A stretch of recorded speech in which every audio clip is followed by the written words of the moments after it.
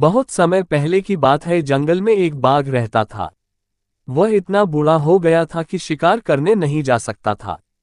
एक दिन तालाब के किनारे टहलते समय उसने सोने का कंगन पाया।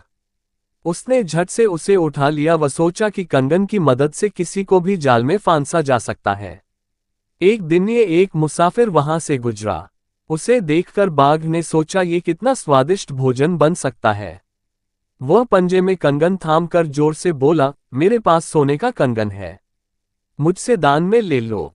मुसाफिर सोने का कंगन पाना चाहता था।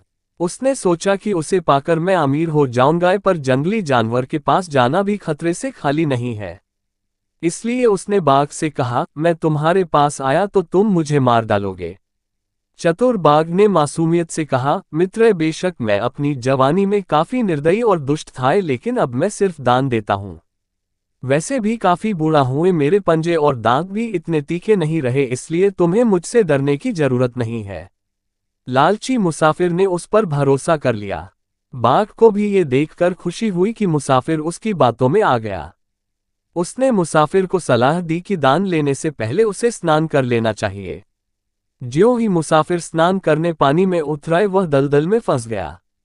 उसने तालाब से निकलने की काफी कोशिश की, पर असफल रहा। बाघ ने उस पर दया दिखाने का दिखावा करते हुए कहा, शहे भगवान है, तुम यहां फंस गए। कोई बात नहीं है, मैं अभी तुम्हें बाहर निकालता हूं।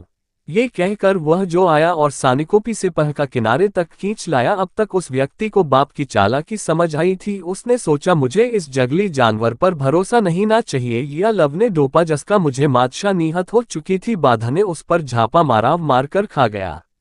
शिक्षा, लालच को बुद्धि बीमा न हो।